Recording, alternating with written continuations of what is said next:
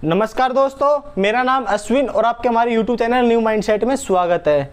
जब आप किसी कंपनी में इन्वेस्ट करते हैं या इन्वेस्ट करना चाहते हैं तो आप उस कंपनी का पी रेशो ज़रूर देखते होंगे। तो आज हम इस वीडियो में बात करेंगे कि पी रेशो क्या होता है और कितने पी पर आपको इन्वेस्ट करना चाहिए और इसको हम कैसे कैलकुलेट करते हैं और हम पी को कैसे एनालाइज करेंगे।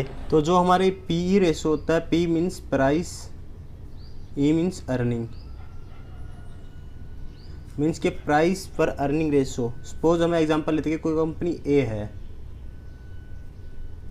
ठीक है, उसका प्रॉफिट मतलब कि अर्निंग जो है उसकी 100 रुपये है। ठीक वही बात करेंगे उसके शेयर प्राइस कितना है। तो उसका शेयर प्राइस 1000 रुपये है। सपोज कि उसके शेयर का जो प्राइस है 1000 रुपये, ठीक है। अब इसका पी रेशो क्या होगा, मीन्स कि प्राइस अपॉन अर्निंग। तो प्राइस कितना हो गया 1000 रुपये, तो 1000 अपॉन में अर्निंग कितना हो गया 100 रुपये, तो 100, तो ये आ जाएगा 10। मतलब कि हमारी पी रेशो जो है वो 10 आ गया कंपनी ए का, ठीक है। कंपनी ए का पी रेशो 10 आ गया। वही बात करें हम कंपनी बी,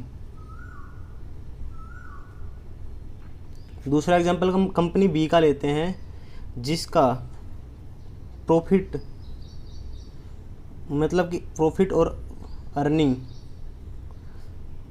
100 रुपये है, ठीक है। प्रॉफिट और अर्निंग 100 रुपये है और इसके शेयर का प्राइस जो है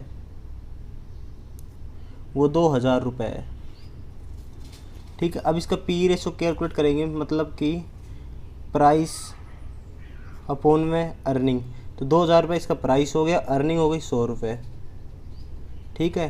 तो इसका हमारा 20, इसका हमारा पी रेशो आ गया 20। कंपनी बी का पी रेशो 20 आ गया, कंपनी ए का पी रेशो 10 आ गया। अब बेसिक कंसेप्ट तो ये बोलता है, अगर हमारी कंपनी का पी सस्ता है मतलब कि हमारी कंपनी सस्ती है, अगर हमारी कंपनी का पी महंगा है तो हमारी कंपनी महंगी है। हमने एग्जाम्पल है कंपनी है जिसका पी 10 है, मतलब कि वो कंपनी सस्ती है, और जो कंपनी हमारी बी थी जिसका पी 20 पर है। अगर ये इतना ही आसान है तो आप अब किसी भी कंपनी की वेबसाइट पर जाइए, उस पर इन्वेस्टिंग करिए, उस कंपनी में इन्वेस्टिंग करिए और हो गई आपकी वैल्यू इन्वेस्टिंग। जी हाँ दोस्तों, ये बिल्कुल भी इतना आसान नहीं है। तो चलिए अब हम बात करते हैं कि इसके क्या क्या फ़ायदे हैं और क्या क्या नुकसान है। देखिए, पी रेशो का आम भाषा में मतलब होता है कि अगर आज कोई कंपनी साल का 100 रुपये कमा रही है तो आप उस 100 रुपये के लिए आज कितना पैसा दे रहे हैं।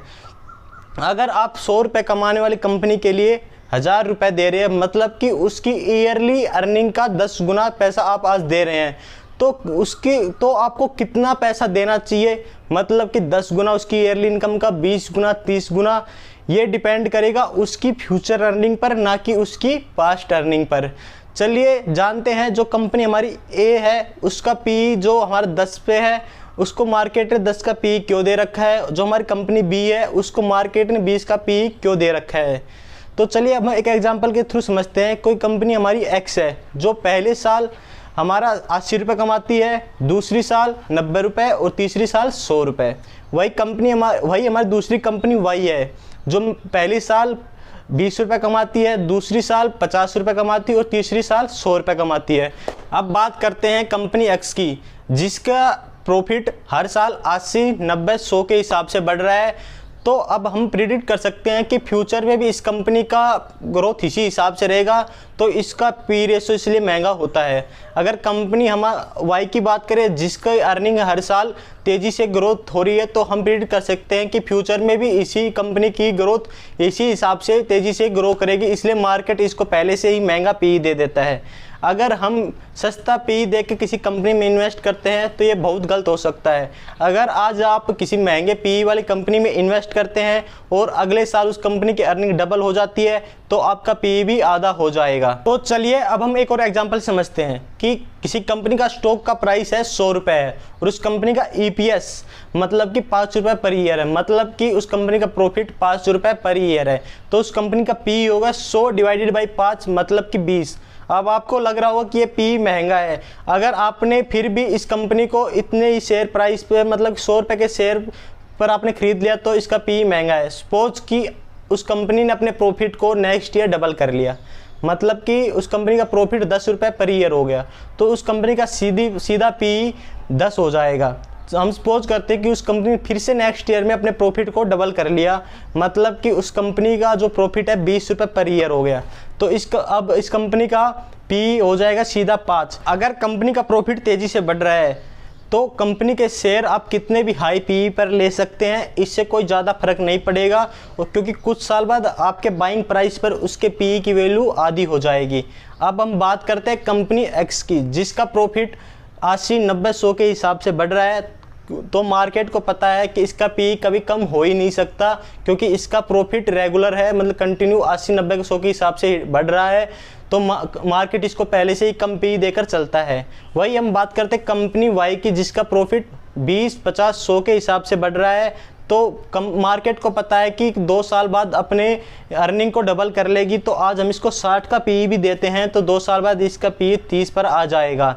अगर कंपनी तेज़ी से ग्रो कर रही है, मीन्स कि आप उस कंपनी के हाई पी पर भी आप इन्वेस्ट कर सकते हैं। आपको हमेशा ये देखना कि पी अगर सस्ता है तो कंपनी सस्ती है, अगर पी महंगा है तो कंपनी महंगी है, तो ये आपके लिए बहुत गलत साबित हो सकता है। तो दोस्तों, आज हमने इस वीडियो में पी रेशो पे डिटेल में बात की, तो आई होप आपको ये वीडियो अच्छी लगी होगी और पी रेशो आपको अच्छे समझ में आया होगा। तो आप ये वीडियो अपने दोस्तों के साथ जरूर शेयर करिए, और आप हमारे चैनल को सब्सक्राइब करिए और नोटिफिकेशन बेल को दबाइए, ताकि आने वाली वीडियो का नोटिफिकेशन सबसे पहले आप तक पहुँच सके। चलिए अब मिलते हैं हम नेक्स्ट वीडियो में, तब तक आपका बहुत बहुत धन्यवाद।